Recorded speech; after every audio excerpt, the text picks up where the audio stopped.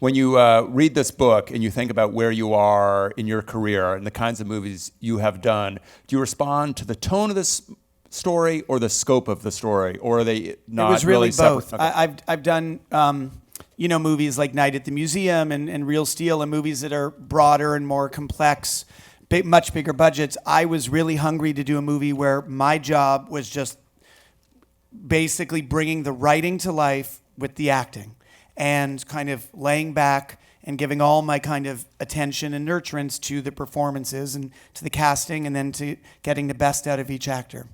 Jane, what were you hungry to do? And was Shawn showing up at the right time with the right Work. project? Right? You follow the word. You follow the good word, the good scripts. My friend who is the producer who bought the book before it was published, Paula Weinstein, had been talking to me about the project for about 6 years, and didn't know whether the studio would want a Jewish woman to play the part. And then when it turned out that it wasn't Jewish and that this one was auditioning actors, I said, I want to audition because I want that part. I identify with her, I can play her, want to do it. I got to stop and rewind. You wanted to audition? Yeah, well, I knew he was auditioning, so, what am I going to do? Say, I'm not going to audition, but I want the part? Well, that is what a lot of people say. I mean, Well, they're the truth fools. is, in many ways they are. And I know, guys, this room is filled with people who work in our trade and in our craft. And kind of so many people, it's so easy to get complacent. But the Jane Fonda, who, after all she's accomplished with 2 Oscars in her house, said, I want to come in and I want to show what I can do. I want to show it, so I give myself a chance. I think that is so inspiring. As you're putting the cast together, how are you trying to figure out how they look like as a family? And as you cast certain actors, are you making adjustments to what they're going to say and what they're going to do in the screenplay? Yeah, I met and auditioned, I think, more actors on this movie than any I'd done.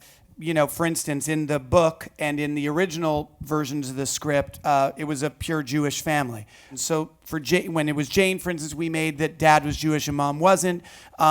When we cast Adam Driver, who plays Philip, the youngest brother, he had such a kind of odd and fantastically unique quality.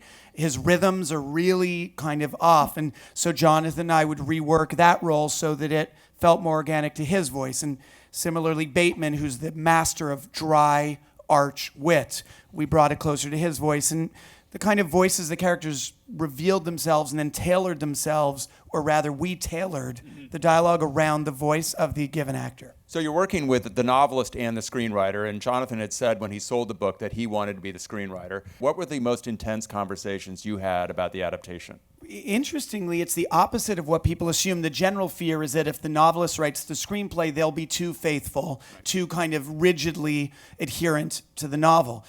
What Jonathan had done is, I think Jonathan assumed that for a movie like this to get made, it needed to be a broader comedy than the book was. And so when I decided to make the movie, the draft at that point was quite a bit more broad. It had like the siblings sneaking into dad's sporting goods store and falling off the roof, and it was a broader kind of thing. So our process was, I went back to my copy of the novel where I had underlined specific lines that I found just magnificent, because I think Jonathan's a really magnificent writer. And our work together was me saying to Jonathan, you need to be more loyal to your book. You need to not be shy about honoring your prose in screenplay form. And so we brought a lot more of the dramatic content from the novel into the screenplay and movie. What was it like working with actors who are probably going to be as inclined to improvise as they are to read a script?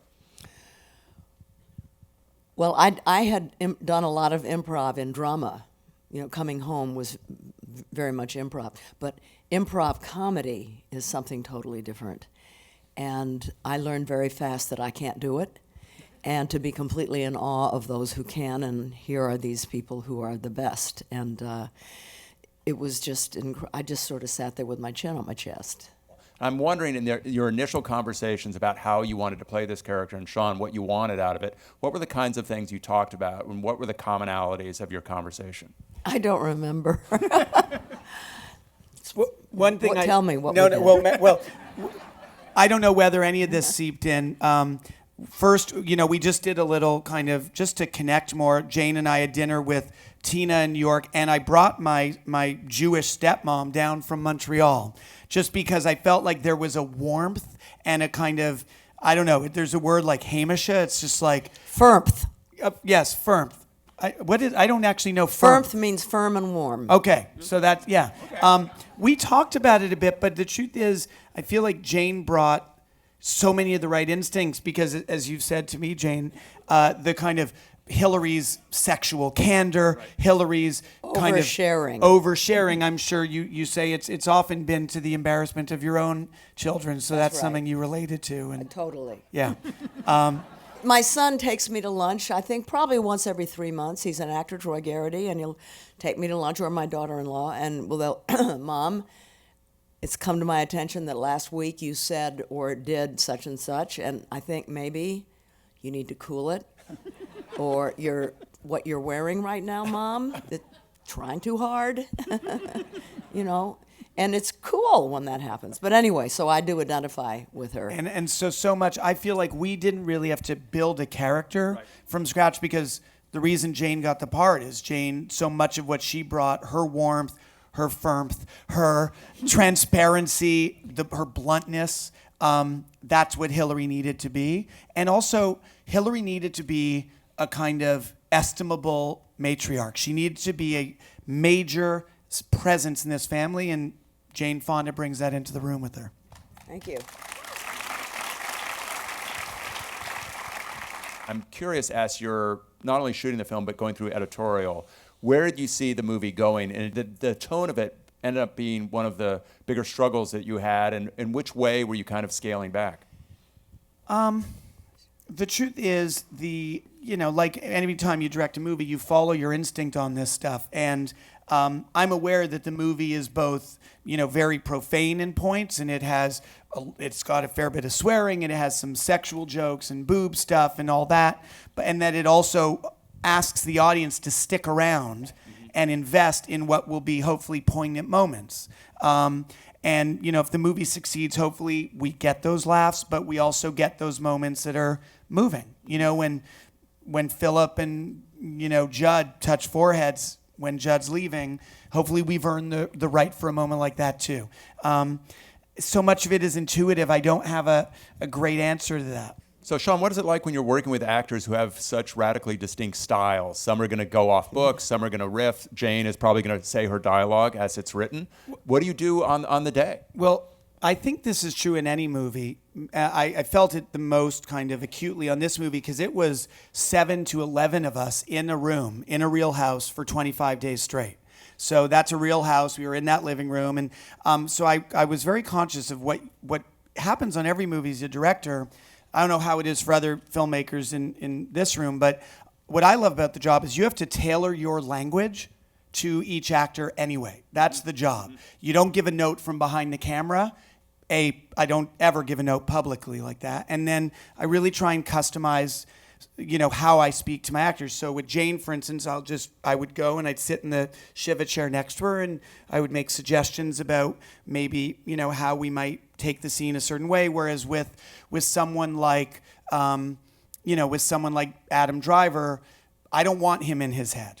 That guy is great because he's pure instinct. Right. So with Adam, I said as little as possible, and I kind of let him surprise himself. Bateman and Tina are brilliant improvisers, but thankfully they're both also producers and filmmakers in their own right, so they know what a scene needs to accomplish. So, one example, for instance, is the scene where Tina's trying to get Bateman to tell everyone about his divorce and she's pulling his hair.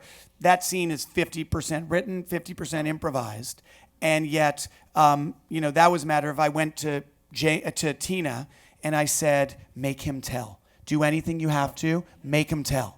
And then I went over to Bateman and I said, shut her up. Shut her up. Don't reveal your secret. And then we rolled and I said action. So it's always great, of course, when you have two actors playing radically opposing objectives.